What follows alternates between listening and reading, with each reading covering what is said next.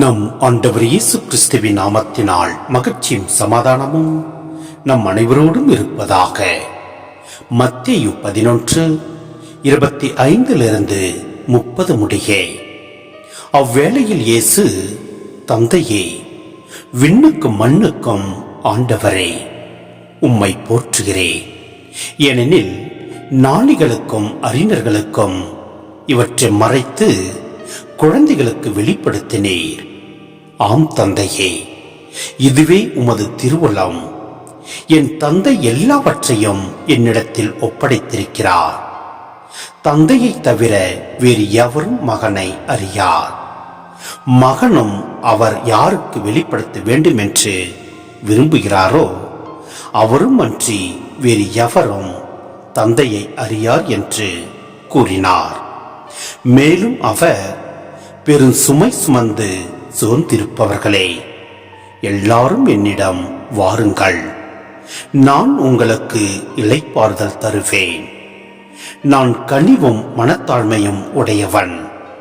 ஆகவே என் நுகத்தை உங்கள் மேல் ஏற்றுக்கொண்டு என்னிடம் கற்றுக்கொள்ளுங்கள். அப்பொழுது உங்கள் உள்ளத்திற்கு இளைப்பாறுதல் கிடைக்கும். ஆம், என் நுகம் அழுத்தாது, என் சுமை எளிதாய் உள்ளது என்றார். சிந்தனை: இயேசுவின் போதனையை ஏற்க விரும்பாத யூத ஞானிகள், அறிஞர்கள் ஆகியோர் கடவுளால் புறக்கணிக்கப்பட்டு விட்டார்கள் எனவும், எளிய மனம் கொண்ட குழந்தைகள் போன்றவர்களை கடவுள் ஏற்றுக்கொண்டார் எனவும் கூறி, இயேசு ஒரு நன்றி வேண்டல் செய்கிறார். அதாவது, நம்பிக்கை என்பது எளியவர்கள் எளிதாக பெறும் கொடை. இயேசுவின் சீடர்கள் எளியவர்கள், பாமர மக்கள் தம் வழியாக மட்டுமே பரமத்தந்தை அனைத்து வெளிப்பாட்டையும் தருகிறார் என்ற உண்மையையும் இயேசு பறைசாற்றுகிறார். இங்கு கூறப்படும் பெரும் சுமை மறைநூல் அறிஞரும் பரிசேயரும் மக்கள் மீது திணித்த பல்வேறு சமய கடமைகளை குறிக்கும். சமயங்கள் மனித மாண்புக்கே சில வேளைகளில் இழுக்காக உள்ளன. நம் கழுத்தில் பூட்டி வைத்த நுகம் போல நம்மை அடிமைப்படுத்துகின்றன.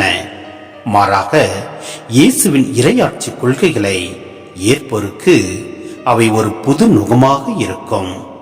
மகிழ்ச்சி தரக்கூடிய இனிய நுகமாக விளங்கும். ஏனெனில் இயேசுவின் கொள்கைகள் மக்களுக்கு விடுதலை தருபவை. எனவே நாம் ஆண்டவரை விசுவசிப்போம். அவரது வார்த்தைகளை ஏற்று அவர் வழியில் நாம் நடப்போம். எல்லாம் அல்ல இறைவன் நம்மை நிறைவாய் ஆசீர்வதிப்பார். ஆமென்.